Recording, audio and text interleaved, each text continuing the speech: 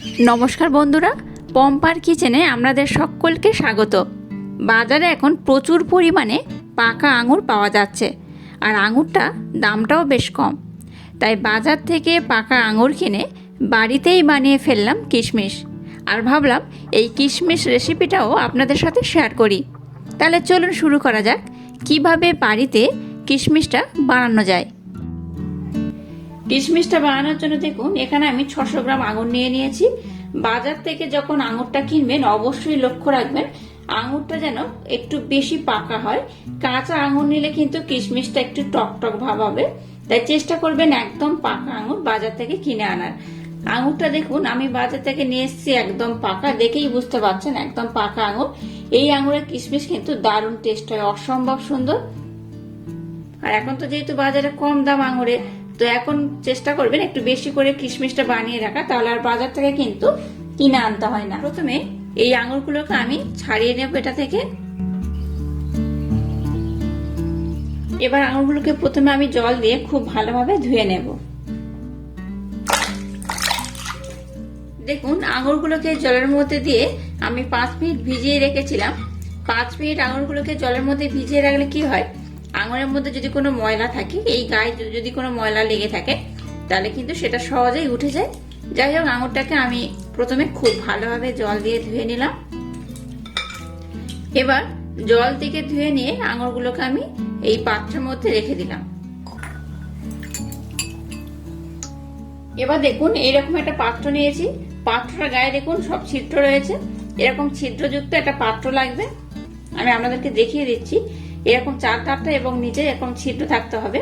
আমি এইরকম একটা পাত্র নিয়েছি, আশা করছি আপনাদের সবার বাড়িতে কম বেশি এরকম পাত্র রয়েছে। এই পাত্রের মধ্যে এবার আঙুরগুলোকে আমি দিয়ে দেব, তবে খুব বেশি দেব না, এইভাবে দিয়ে দেব। আমি এই যে আঙুরটা নিয়েছি 600 গ্রাম আঙুর, এটাকে আমি দুবার ধরে দেব।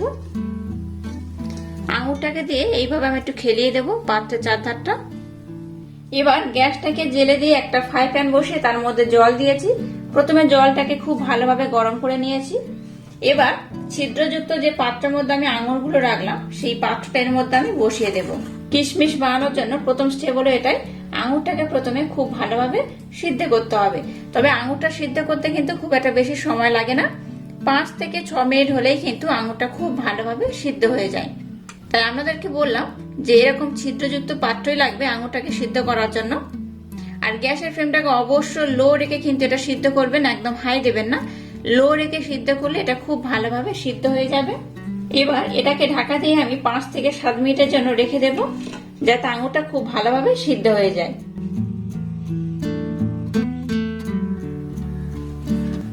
আঙুরটা দেখুন খুব ভালোভাবে সিদ্ধ হয়ে গেছে, আমরা দেখে বুঝতে পারছেন আঙুরটা আগের থেকে অর্ধ নরম হয়ে গেছে। আর দেখুন আঙুরটা হাত দিলেই বুঝতে পারবেন একদম নরম হয়ে গেছে। আর প্রচন্ড গরম রয়েছে বলে খুব আমি হাত দিতে পারছি না। এবার এটাকে আমি একটা পাত্রের মধ্যে ঢেলে নেব।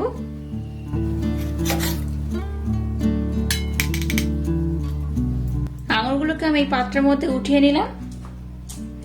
আঙুরগুলো দেখুন একদম খুব ভালোভাবে সিদ্ধ হয়ে গেছে। আবারও যে বাকি আঙুরগুলো রয়েছে সেগুলো এই পাত্রের মধ্যে আমি দিয়ে দেব। একইভাবে এই আঙুরগুলোকে আমি খুব ভালোভাবে সিদ্ধ করে নেব।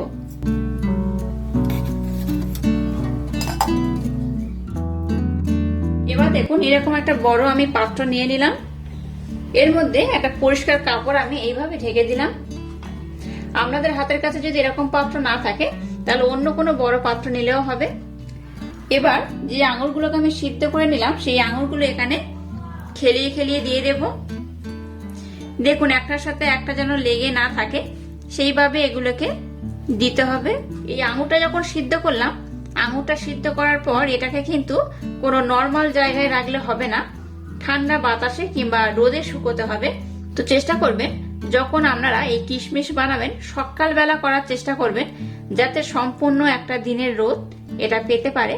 এটাকে এইভাবে নিয়ে আমাকে রোদে দিতে হবে। আবারও বলছি, এই আঙুরগুলোকে এইভাবে ছাড় করে দিয়ে রোদের মধ্যে দিতে হবে। শুধু রোদে দিতে হবে তাই নয়, এটা শুকোতে 2 থেকে 3 দিন মিনিমাম সময় লাগে।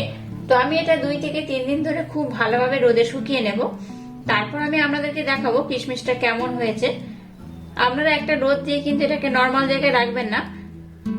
সন্ধ্যাবেলা বা রাত্রে যখন রোদ থাকবে না তখন এটাকে কিন্তু ফ্যানের বাতাসে রেখে দেবেন, তবেই এটা খুব সুন্দরভাবে শুকিয়ে যাবে আর খুব সুন্দরভাবে কিশমিশটা তৈরি হয়ে যাবে। দেখুন সমস্ত আঙুরগুলোকে এইভাবে আমি খুব ভালোভাবে সাজিয়ে নিয়েছি। এবার এটাকে আমি ছাদের উপর রোদে মেলে দেব। আমি আপনাদেরকে দেখিয়ে দিচ্ছি। আঙুরগুলো নিয়ে দেখুন আমি ছাদের উপর চলে এসেছি। ছাদে অলরেডি সকাল সকাল রোদ উঠে গেছে, তো সকাল থেকে এটা আমি রোদে দিয়ে দিলাম। এই রোদে আমি আঙুরগুলোকে খুব ভালোভাবে শুকিয়ে নেব। আমি আবারও বলছি, আঙুরগুলো কিন্তু শুকোতে 2 থেকে 3 দিন মিনিমাম সময় লাগবে। তো আমি 2-3 দিন পরে আপনাদেরকে দেখাবো। তার আগে আমি আবারও আপনাদেরকে দেখাবো আঙুরগুলো রোদে শুকানোর পর কেমন হয়েছে। এখন দেখুন বাজে দুপুর 1টা, দিয়েছি সকাল 9টার সময়। তো এখন 1টা বাজে। দেখুন এখনই মনে হচ্ছে যে কিশমিশটা একদম কমপ্লিট হয়ে গেছে। তবে কিশমিশের মধ্যে কিন্তু এখনো কিশমিশের যে আঙুরের যে রসটা থাকে, যে জুসটা থাকে, সেটা কিন্তু এখনো রয়েছে। পুরোপুরি এখনো কিশমিশ হয়নি, এটা হতে আরেকটু সময় লাগবে। তো আমি আপনাদেরকে এখন 1টা বাজে এই মুহূর্তে দেখাচ্ছি। দেখুন কতটা কিশমিশের আকার নিয়ে নিয়েছে। এটা 2 থেকে 3 দিন এই রোদে দিলেই দেখবেন একদম দোকানের মতো পারফেক্ট কিশমিশ একদম রেডি হয়ে যাবে। তো চেষ্টা করবেন দোকান থেকে না কিনে, এই সময় বাজারে আঙুরের দাম কম, এই সময় বাজার থেকে আঙুর নিয়ে কিশমিশটা বাড়িতে বানিয়ে নিতে। দেখুন কত সুন্দর হয়েছে। দেখুন কিশমিশগুলো আমি 3 দিন ধরে খুব ভালোভাবে শুকিয়ে নিয়েছি, আর দেখুন একদম শুকিয়ে গেছে, একদম ঝরঝরে হয়ে গেছে। এবার এটাকে আমি একটা পাত্রে আমি উঠিয়ে নেব। দেখলেন তো কত সহজে এই কিশমিশগুলো বাড়িতে বানিয়ে ফেললাম, খুব সহজে আর খুব কম সময়ে।